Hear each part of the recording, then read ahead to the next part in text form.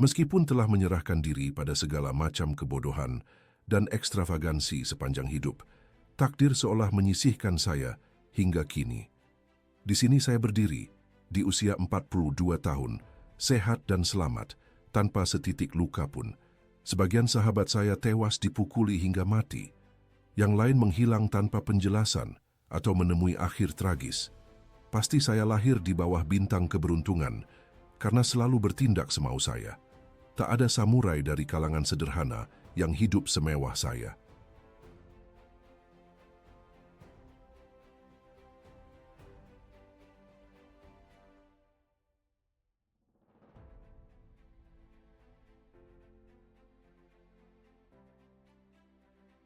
Saya menghamburkan harta tanpa kendali, pamer dengan segerombolan pengikut di kaki saya, berbalut kimono sutra halus dan kain langka yang tak terjangkau kebanyakan orang. Saya berpesta dengan hidangan lezat hingga kekenyangan, dan sepanjang hidup meraih kasih sayang sebanyak yang saya inginkan dari para gadis penghibur. Saya hidup tanpa batas. Baru belakangan ini saya tersadar dan mulai bertindak dengan sedikit rasa kemanusiaan.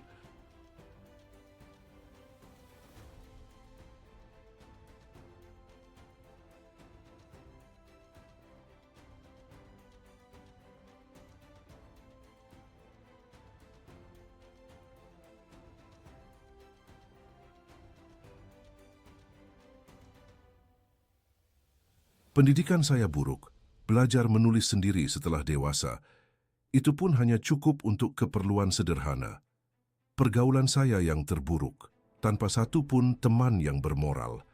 Tak pernah bisa membedakan benar dan salah. Dulu saya kira kelebihan saya adalah keberanian layaknya pahlawan. Saya keliru.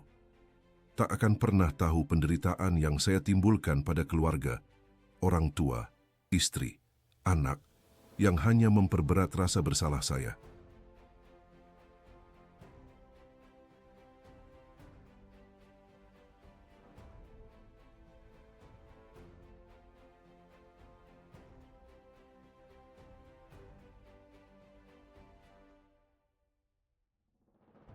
Saya sangat tidak setia pada tuan saya, sang shogun, dan menantang atasan tanpa batas. Inilah bagaimana saya sampai pada keadaan menyedihkan ini. Ketika mengingat masa lalu, bulu kuduk merinding. Siapapun yang ingin disebut sebagai manusia, janganlah meneladani jejak saya. Versi yang direvisi. Gaharu adalah istilah Jepang yang melambangkan dedikasi tanpa lelah dan ketahanan menghadapi kesulitan.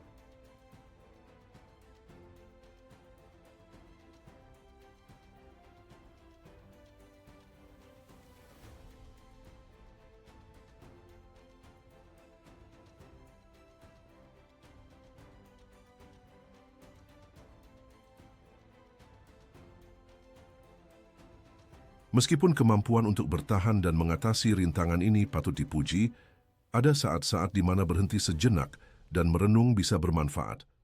Video ini adalah kolaborasi berbayar dengan BetterHelp, platform terapi terbesar di dunia. Dengan BetterHelp, Anda bisa langsung mengakses jaringan lebih dari 30.000 terapis berkualitas dan berpengalaman, siap membantu berbagai masalah, baik terkait perjudian maupun tidak.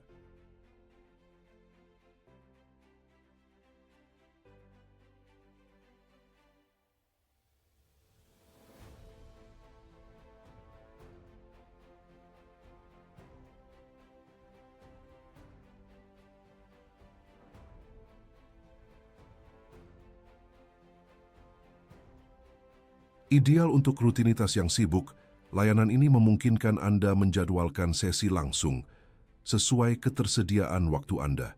Dan, jika karena alasan tertentu terapis yang dipilih tidak cocok, Anda bisa menggantinya tanpa biaya tambahan. Di BetterHelp, Anda mendapatkan standar profesional dan kualitas terapi yang sama seperti terapi tatap muka, namun dengan biaya yang lebih terjangkau. Nikmati diskon 10% untuk bulan pertama dengan mengunjungi betterhelp.com/voiceoftthepast.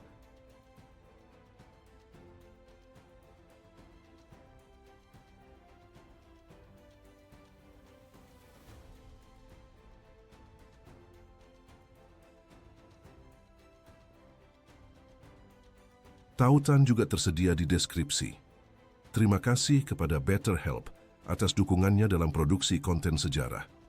Di YouTube, hampir tidak ada orang yang sebodoh aku. Anak dari selir ayahku, aku diambil oleh istrinya setelah ibuku jatuh dalam kehinaan. Aku menganggapnya sebagai ibuku yang sebenarnya dan dibesarkan oleh seorang inang penyusu. Sejak kecil, aku selalu gelisah dan terus-menerus membuatnya khawatir.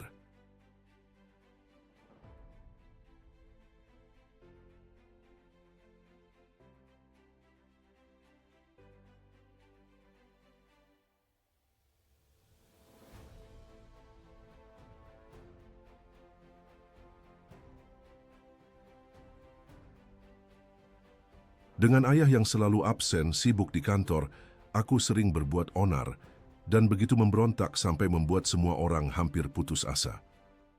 Rumah kami terletak di bagian Abbo di Awa, dikelilingi oleh taman. Ada sebuah kolam hias yang terisi air dari kanal sekitarnya saat musim panas. Tempat pelarianku setiap hari untuk berenang. Ibuku, yang menderita kelumpuhan, hampir tidak bisa bergerak.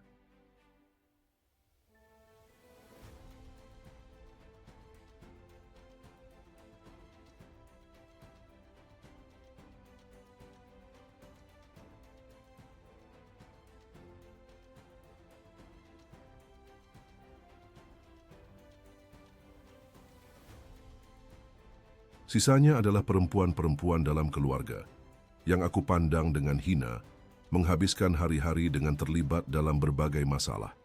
Pada usia 5 tahun, aku terlibat pertempuran layang-layang dengan Chochi, anak seorang pekerja. Chochi yang sombong, sekitar 3 tahun lebih tua, menghancurkan layang-layangku dan mencuri talinya. Saat itulah aku mengambil batu tajam dan, sambil memegang kimononya, menghantam wajahnya. Bibirnya berdarah sementara dia menangis.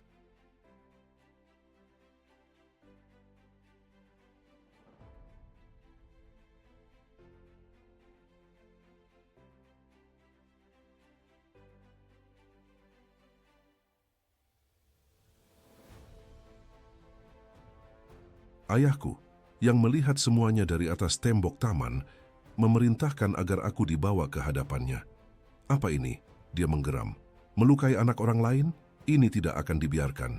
Dia mengikatku ke tiang beranda dan memukul kepalaku dengan tamango kayu. Sampai hari ini aku memiliki bekas luka di kulit kepala. Pisau cukur selalu tersangkut dan melukai kulit. Setiap kali aku mencukur kepala, kenangan akan Chochi si cengeng kembali muncul. Pada usia 7 tahun, aku diadopsi oleh keluarga Kasu.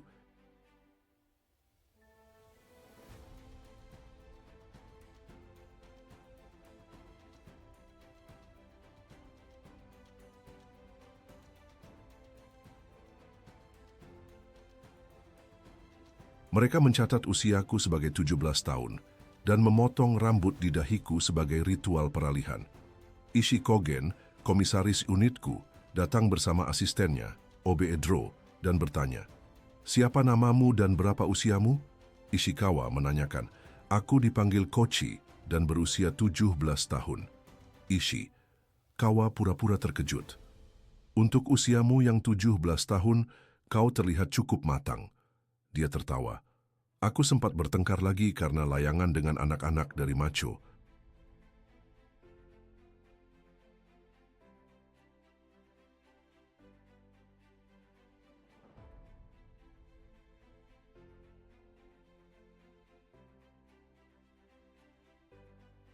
Seharusnya ada sekitar 20 atau 30 orang. Aku bertarung sendirian, meninju dan menendang, tapi akhirnya mereka mengalahkanku. Rambutku berantakan menutupi wajah, sementara aku terisak-isak. Kuambil pedang pendekku dan menebas membabi buta, tapi aku tahu aku sudah kalah. Aku memutuskan saat itu juga untuk melakukan harakiri. Kubuka baju sampai pinggang dan duduk di atas batu. Beruntung Shirachoya, seorang pedagang beras, kebetulan lewat. Dia membujukku dan membawaku ke rumahnya.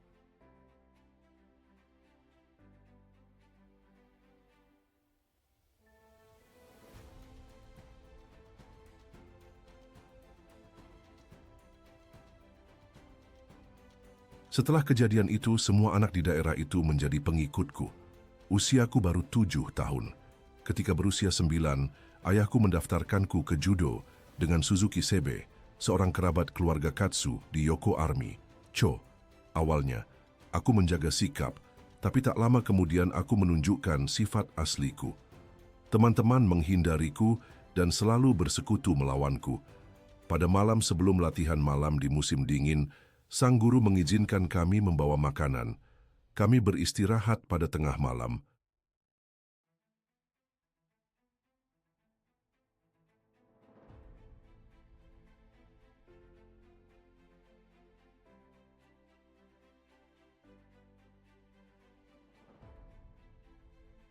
Aku membawa kotak laka penuh dengan permen kacang dan menunggu dengan antusias untuk membagikannya.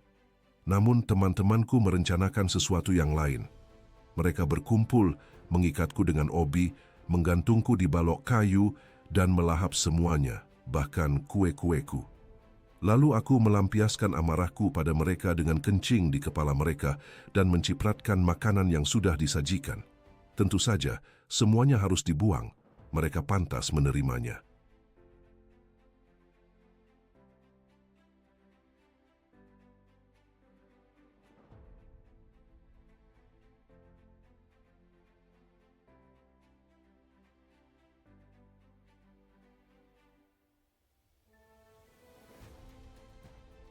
Di usia 11 tahun aku menjadi murid Anojinman, seorang master pedang dalam Sai. Yang paling kukagumi darinya adalah fokusnya yang mutlak pada latihan pedang kayu, dan aku pun berlatih dengan tekun. Putra dari Ishii Ogun, komisarisku, berada di kelas yang sama. Dia tahu setiap detail tentangku, mulai dari gajiku hingga hal-hal lain, dan tak pernah melewatkan kesempatan untuk mempermalukanku di depan teman-teman. Tahu, berapa sih gajimu? Cuman 40 barel beras yang tidak berarti. Hahaha.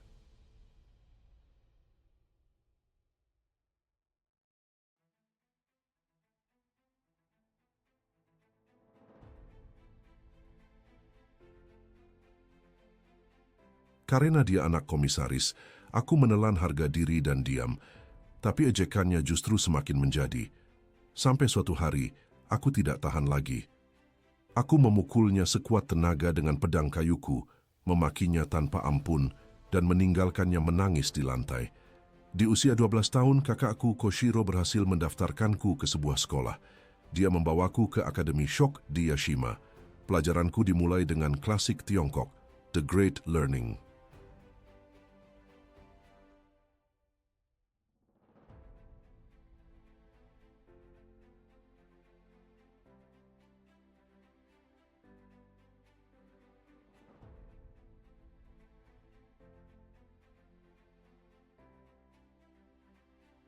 Pada akhirnya, aku hampir tidak bisa membaca 5 atau 6 halaman karya itu. Dengan cepat, kedua guruku menolakku, menyatakan mereka tidak ingin kehadiranku lagi. Itu bagus untukku. Sejak saat itu, aku hanya berpikir untuk menunggang kuda. Dengan uangku yang habis, aku mulai mencuri dari tabungan ibuku, termasuk dana darurat. Saat itu, kakakku sedang jauh di Shinana, menjalani tugas 5 tahun sebagai administrator distrik.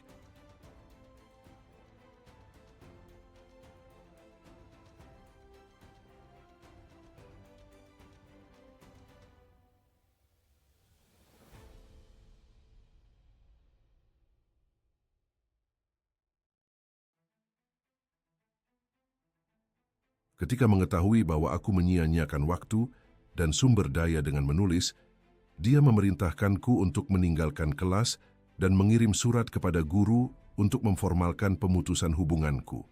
Selain itu, dia menghukumku dengan keras dan mengurungku di rumah untuk sementara waktu.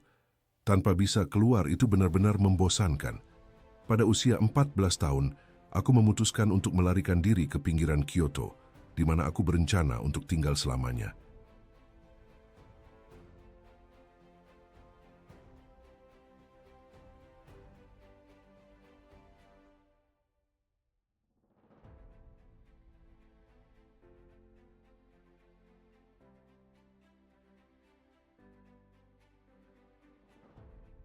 Bagaimanapun, aku meyakinkan diriku sendiri bahwa setiap orang, tidak peduli apa yang dilakukannya, selalu akan menemukan cara untuk bertahan hidup. Pada hari ke-28 bulan kelima, aku mengenakan sepasang celana di atas kimonoku dan mulai berjalan. Tidak tahu apa-apa tentang dunia, aku hanya memiliki 7 atau 8 koin emas yang telah kucuri dan sembunyikan di obi. Aku mengikat sehelai kain di pinggang dan terus bertanya arah.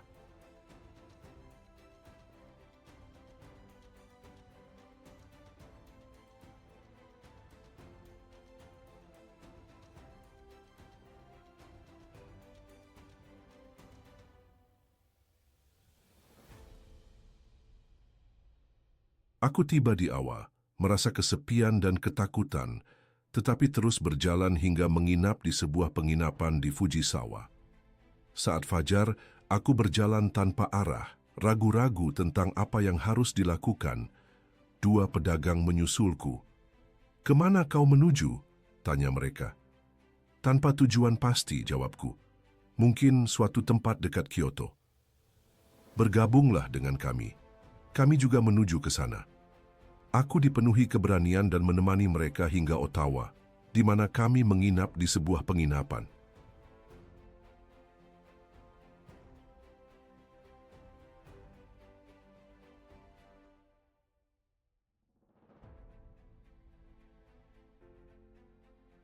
Mereka memperingatkanku, "Besok kita akan melewati perbatasan Hachor. Apakah kau memiliki surat jalan?" "Tak pernah melihat dokumen seperti itu," aku mengakui. "Berikan kami 200 koin dan kami akan mengatur jalan untukmu."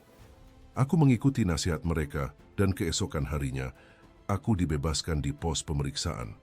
Aku tetap waspada sepanjang waktu, tapi saat kami berhenti di Hamamatsu untuk beristirahat, aku mulai mempercayai mereka karena mereka memperlakukanku dengan baik.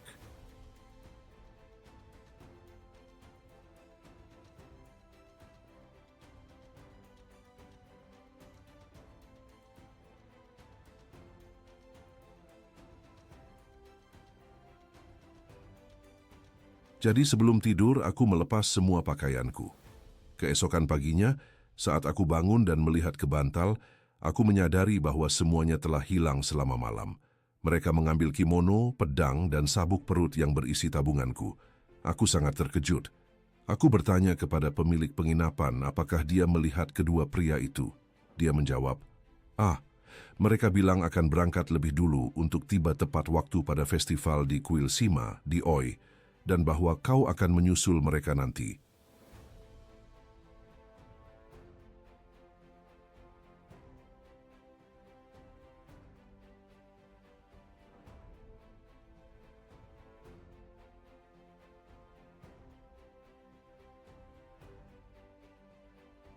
Tanpa bantuan sama sekali, aku menangis tersedu-sedu.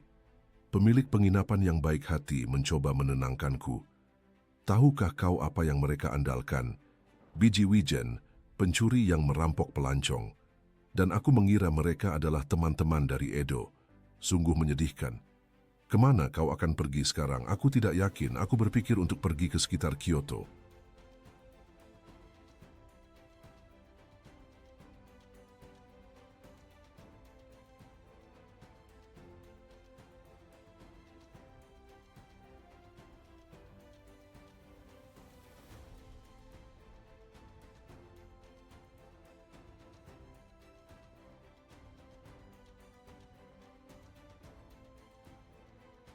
"Ya, tapi apa yang bisa kau lakukan hanya dengan seorang penipu sebagai sekutu?" Pemilik penginapan juga tampak bingung, tapi menghilang sejenak dan kembali dengan mangkuk besar. "Lihat," katanya, "kau bukan orang pertama dari Meadow yang dirampok di jalan ini. Ambil ini dan pergilah ke sekitar Kastil Hamamatsu untuk melihat apakah kau bisa mengumpulkan beberapa koin." Aku kembali bersemangat dan menghabiskan sepanjang hari meminta-minta. Aku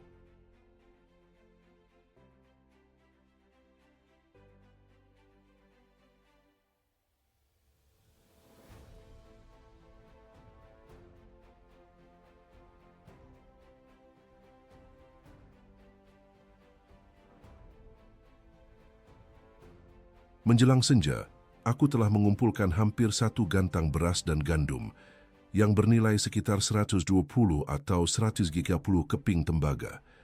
Pemilik penginapan, seorang yang dermawan, memberiku tempat bermalam. Keesokan paginya, dia menyarankanku untuk pergi ke kuil Is-Es terlebih dahulu meminta perlindungan. Kuberikan separuh dari biji-bijian itu, setara dengan 50 keping, sebagai ungkapan terima kasih, lalu melanjutkan perjalananku.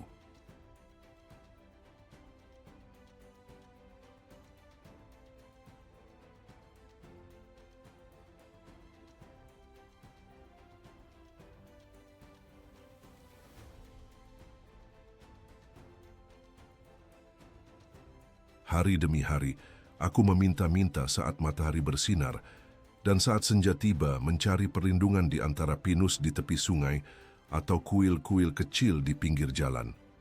Awan nyamuk membuat tidur mustahil, dan percayalah, itu sungguh menyiksa.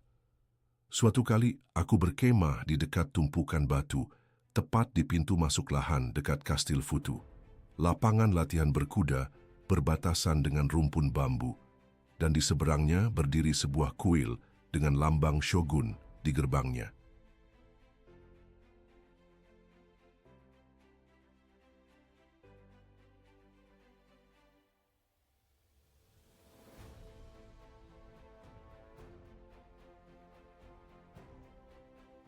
Hari belum lagi terang ketika aku dibangunkan oleh sekelompok 14 atau 15 samurai yang datang berlatih. Mereka menunggang kuda dengan sikap sombong, tapi siapapun yang memperhatikan akan melihat bahwa tak satu pun dari mereka punya keahlian. Saat aku bangun, para pelayan kandang melihatku dan mulai berteriak, "Lihatlah anak pengemis tidur di sini. Kurang ajar." Aku bergumam meminta maaf dan tetap berjongkok di tempat, tapi para penunggang kuda yang kikuk tak bisa menahan tawa.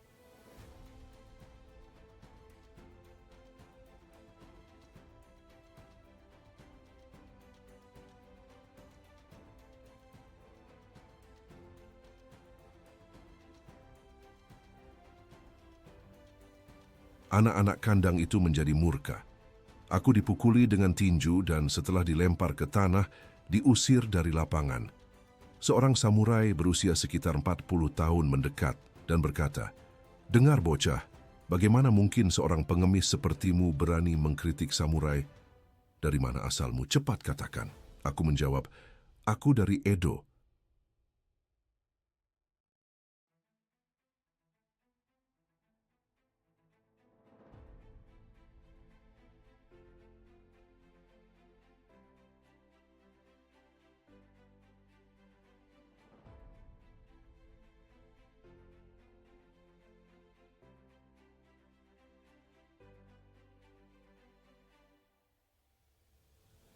Dan tidak selalu menjadi pengemis, kau tahu.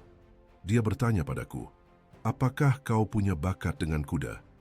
"Baiklah, kalau begitu tunjukkan pada kami keahlianmu," tantang mereka. Hanya mengenakan pakaian dalam, aku memperlihatkan beberapa teknik menunggang kuda. Semua terkesima dan bergumam, "Celaka ini pasti keturunan samurai." Prajurit yang sebelumnya berbicara denganku menyatakan, "Ikutlah aku ke rumahku, dan kau akan dijamu dengan pesta."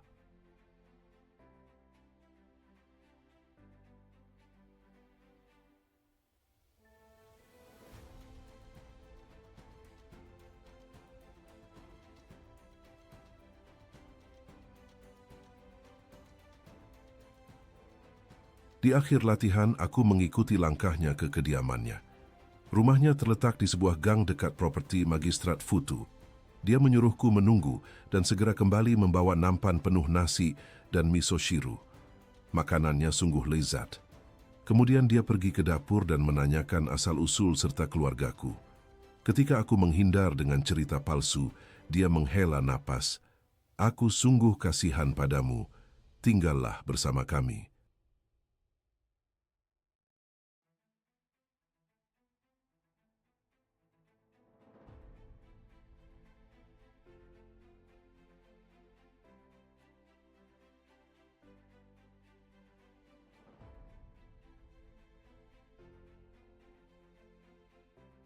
Dia memberikanku kimono dan meminta istrinya merapikan rambutku dan menyiapkan ofuro. Malam itu pasangan itu menunjukkan kebaikan yang tak kenal lelah. Aku dibawa ke ruang utama dan sekali lagi ditanya tentang masa laluku. Aku kembali berbohong. Aku tinggal hampir seminggu, diperlakukan dengan kasih sayang seperti anak oleh mereka berdua. Tapi niatku berbeda.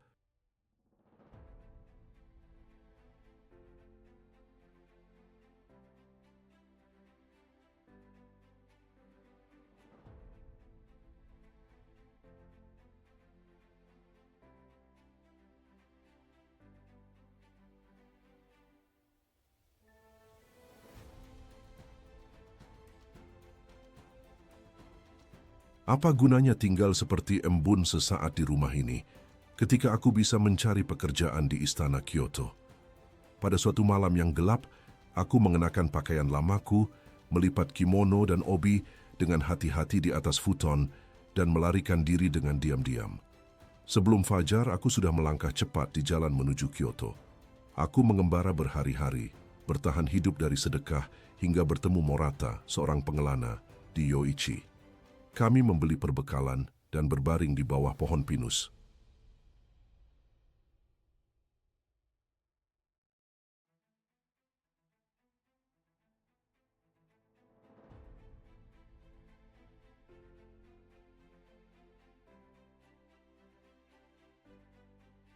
Kami mengenang semua yang terjadi sejak pertemuan terakhir kami, menghabiskan malam berdampingan di atas hamparan jarum pinus. Harus diakui, persahabatan antar pengelana memiliki nilai yang unik. Aku tetap mengembara selama berhari-hari.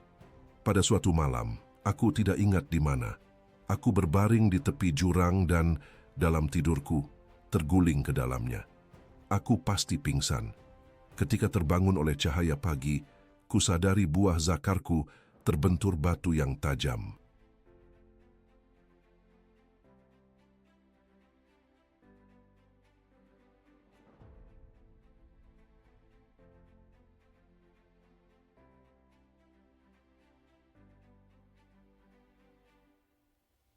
Rasa sakitnya begitu hebat, hingga membuatku tak bisa bergerak. Perlahan-lahan aku membaik, dan pada hari ketiga, aku sudah bisa bergerak dengan hati-hati. Namun, ketika sampai di K, alat kelaminku telah membengkak dan mulai mengeluarkan nanah. 4 bulan telah berlalu sejak pelarianku, dan di sana aku berada, seorang samurai menyia-nyiakan waktuku dalam hal-hal sepele tanpa tujuan. Aku memutuskan untuk kembali ke Edo dan menghadapi hukuman apapun yang ditentukan ayahku.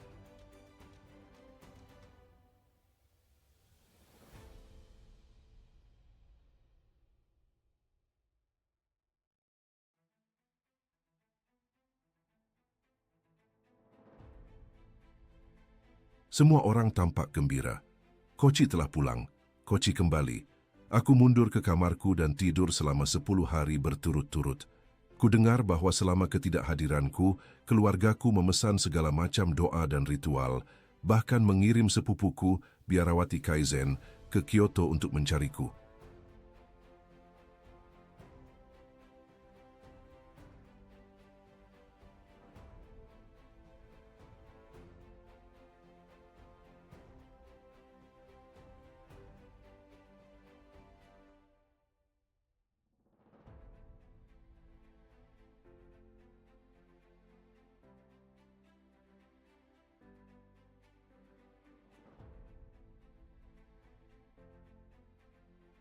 Seorang dokter dipanggil dan, setelah memeriksaku, bertanya, "Ada sesuatu yang ingin kau ceritakan tentang area panggulmu?"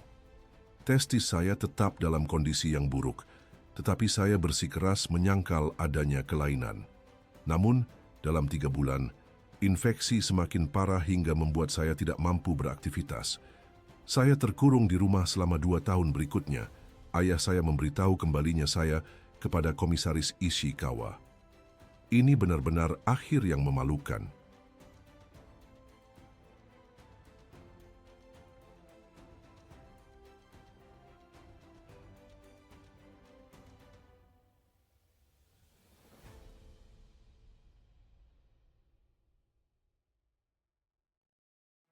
Ayah saya berkata, "Saya akan berbicara dengan Koci dan menghentikannya dari tugasnya. Kemudian kita akan memilih seseorang untuk mengambil alih sebagai pemimpin baru keluarga Kazul." Namun, Ishikawa menentang. "Jika Koci tidak kembali hingga akhir bulan, saya akan bertindak untuk memberantas keturunan Kazul. Tetapi dia ada di sini." Pada akhirnya, yang penting adalah semuanya terselesaikan.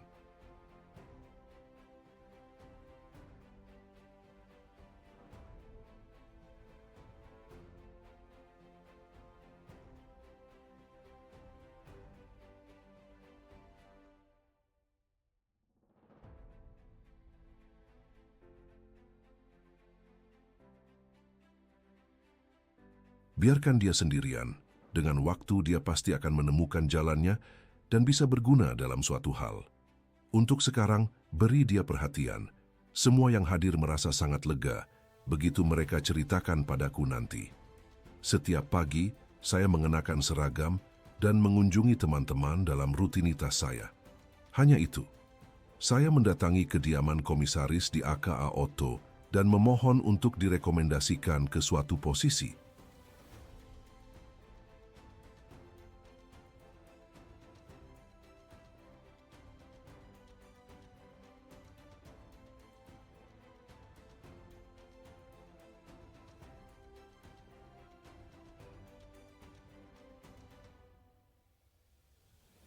Saya bahkan menyerahkan daftar kesalahan saya bersama permohonan untuk diberi kesempatan karena saya sudah menyesal. Suatu hari, seorang utusan dari kantornya datang. Dia memperingatkan saya. "Sudah saya sampaikan bahwa kami akan mengirim agen untuk memeriksa rekam jejak Anda." Saya menunggu dengan harapan hingga suatu pagi komisaris memanggil saya.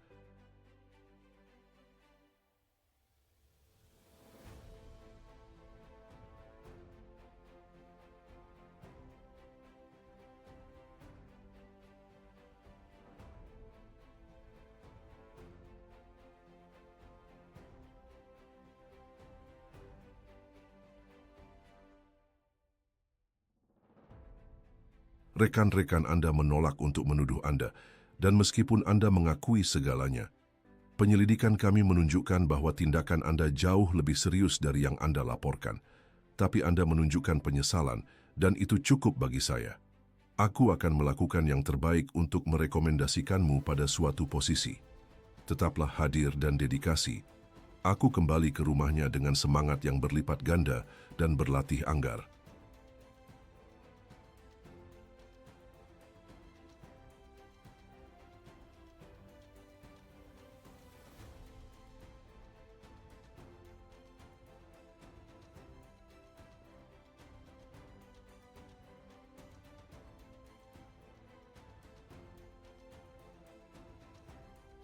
Di waktu senggang, namaku terus muncul dalam daftar kandidat. Tetapi pengangkatan tak kunjung datang, frustrasi yang tiada henti. Aku sangat mendambakan jabatan publik, tetapi juga harus mencari nafkah. Ketika ayahku meninggal, seluruh semangatku sirna. Kepergiannya tiba-tiba mungkin karena serangan mendadak. Saat itu, aku sedang mengajar anggar di kuil Zuki Inari ketika seorang murid muda datang terengah-engah membawa kabar buruk itu. Aku berlari ke rumahnya, tetapi tak bisa berbuat apa-apa.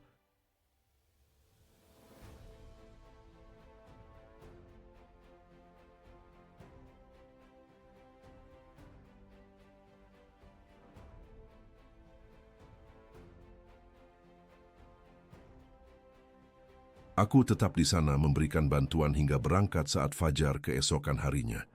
Hari-hari berikutnya dihabiskan untuk mengurus warisan ayah. Anakku, yang saat itu berusia 5 tahun, menjadi satu-satunya penghiburku. Begitu masa berkabung 49 hari selesai, aku kembali melanjutkan kegiatanku. Saat itulah muncul ide untuk mendirikan klub pedang, di mana anggota membayar iuran bulanan dan bergiliran membeli bilah pedang.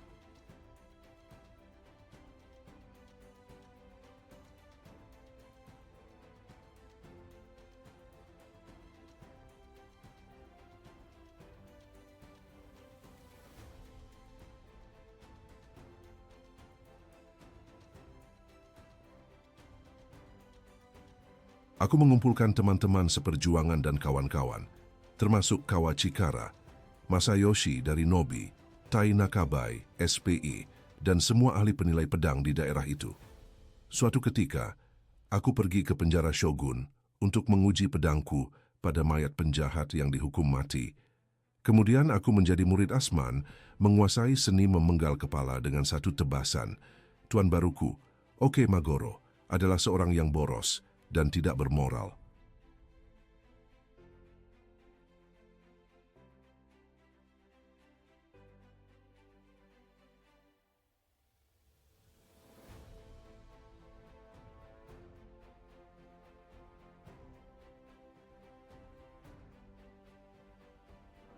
Dia berutang 17 ryo ke rumah teh di Yohi dan, tanpa dana untuk melunasi utangnya, menghadapi ancaman tuntutan hukum, dia datang mencariku. Aku, yang baru saja menetap dan masih naif, berhasil mengumpulkan dana untuk membantunya. Namun, Ano mengontrak hutang baru, meminjam 70 ryo dengan bunga bulanan 5% untuk menebus seorang gadis dari kontraknya. Yang memperburuk keadaan adalah dia menggadaikan catatan penerimaan pajak dalam bentuk beras dari wilayahnya sebagai jaminan.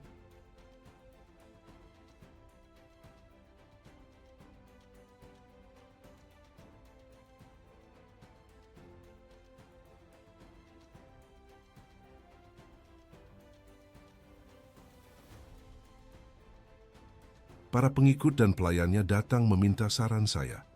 Saya menebus dokumen-dokumen itu dengan menggadaikan pedang dan barang berharga lainnya milikku. Namun, pemilikku tidak berusaha sedikit pun untuk membantu memulihkan barang-barangku. Aku berhasil menebusnya satu persatu, tetapi sejak itu hidupku tercekik oleh kekurangan sumber daya dan kewajiban sosial. Itu adalah masa yang sangat melelahkan.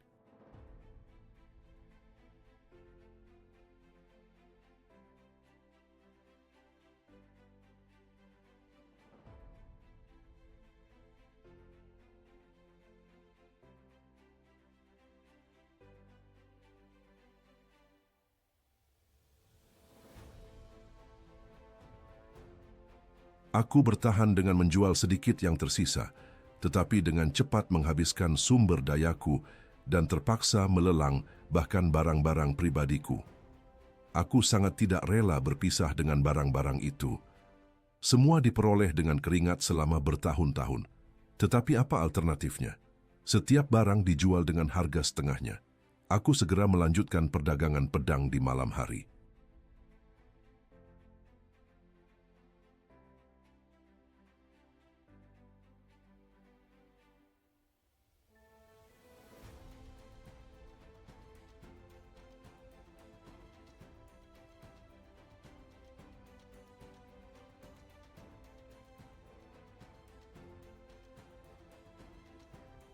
Aku menjelajahi pasar loak di Kada dan Honjo dan, berkat kemampuanku dalam berbisnis, segera mengumpulkan cadangan yang cukup besar.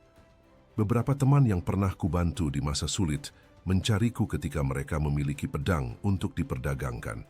Karena mereka tidak tahu nilai sebenarnya, aku tidak pernah merugi. Suatu kali di Sansuchi, aku terlibat konflik sengit dengan Kuma, putra seorang pegawai rumah percetakan tembaga di Sheba.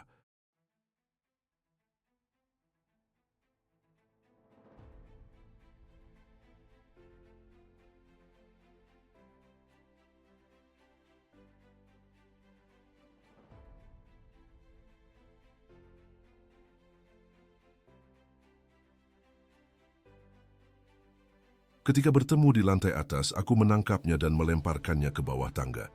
Dia dibawa pulang oleh seorang pria yang datang dari rumah percetakan. Tak lama kemudian, sekitar 30 orang bersenjata tombak kait muncul. Mereka mulai mengepung kediaman. Aku melepaskan pakaian luar, menyesuaikan ikatan kimono, dan berlari keluar sambil menghunus pedang. Aku mendorong kelompok itu sejauh 2 atau 300 yard sampai patroli setempat turun tangan untuk melerai pertengkaran.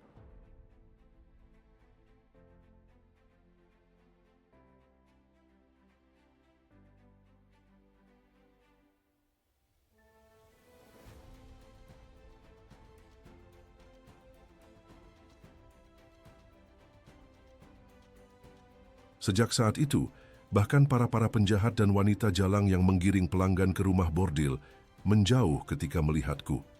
Aku mengalami kisah-kisah lain, namun semuanya begitu jauh di masa lalu sehingga hampir tak kuingat. Kedua kakak lelakiku memperhatikanku dengan saksama, tapi aku sama sekali tidak peduli. Menghabiskan hari-hariku hanya untuk bersenang-senang. Dalam 3 atau 4 tahun terakhir, aku tenggelam dalam gaya hidup bebas, menghabiskan sebagian besar waktuku di Yoshi.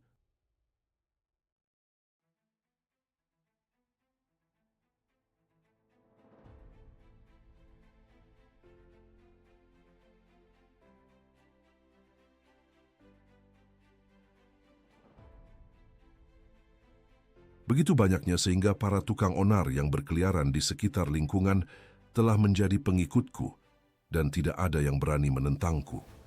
Tentu saja ini membutuhkan banyak uang, tapi aku bertekad untuk tidak menumpuk hutang, jadi aku bekerja keras setiap malam di pasar. Suatu malam di musim panas aku dipanggil ke rumah Koshiro di Kamicho, kediaman kakakku. Semua orang sedang menangis.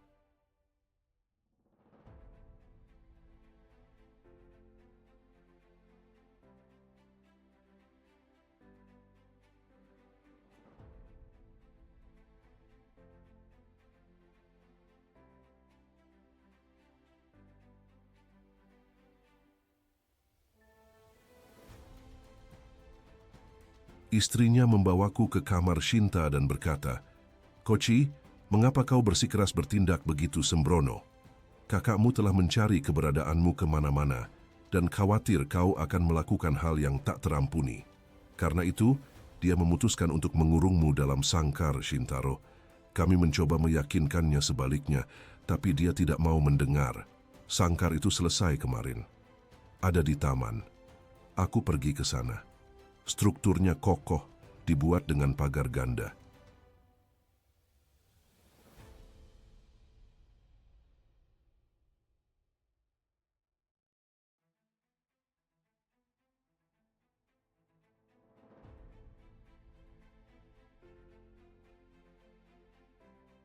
Aku berkata, "Tosta saudariku, aku berterima kasih atas kepedulian kakakku. Aku sudah memutuskan untuk tinggal dalam sangkar ini selamanya, bahkan jika mereka memaafkanku. Lihat, di tempat tinggalku di Honjo, aku dianggap sebagai sosok yang terhormat, hampir seperti pahlawan. Tetapi setelah penghinaan ini, aku tidak akan pernah bisa menghadapi rekan-rekanku lagi. Aku akan berpuasa sampai mati, secepat mungkin."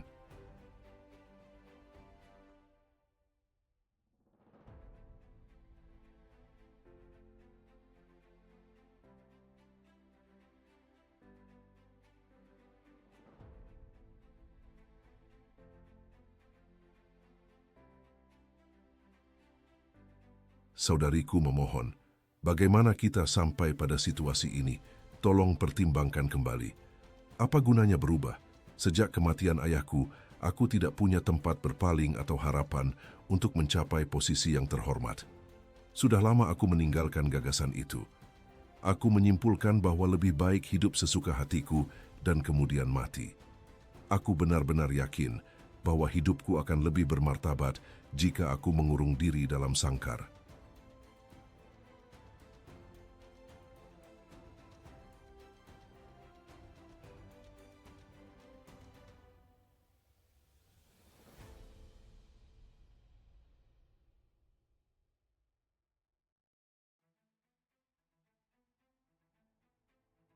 Tidakkah kau bisa pulang dan berbicara dengan istrimu?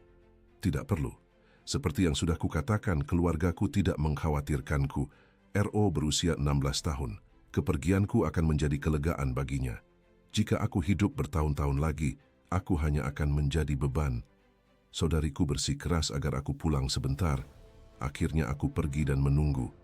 Aku sudah makan. Karena tidak ada kabar, aku pergi ke Yoshi dan bermalam di sana.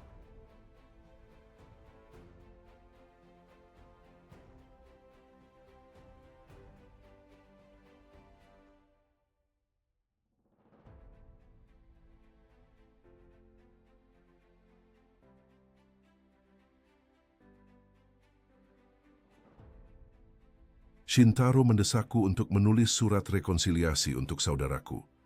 Dia perlu ditenangkan dengan cara apapun. Aku tetap acuh tak acuh.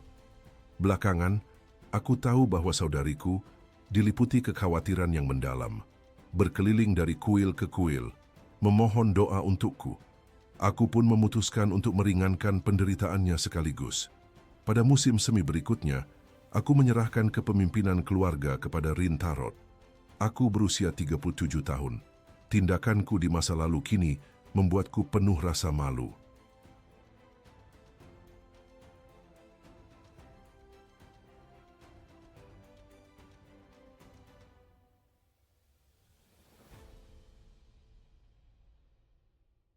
Aku sungguh diberkati memiliki anak yang setia dan hormat.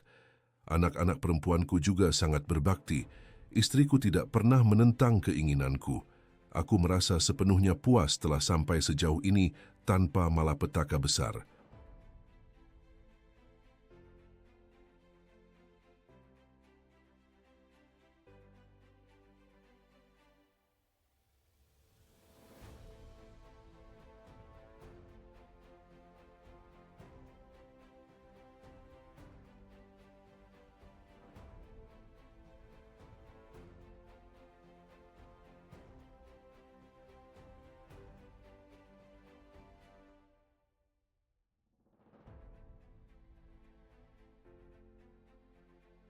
Pada usia 42 tahun, untuk pertama kalinya aku memahami makna sejati menempuh jalan kebajikan, mengabdi kepada Tuhanmu dan ayahmu, hidup damai dengan sanak saudaramu, serta menumbuhkan belas kasih dan cinta untuk istri, anak-anak, dan pelayanmu.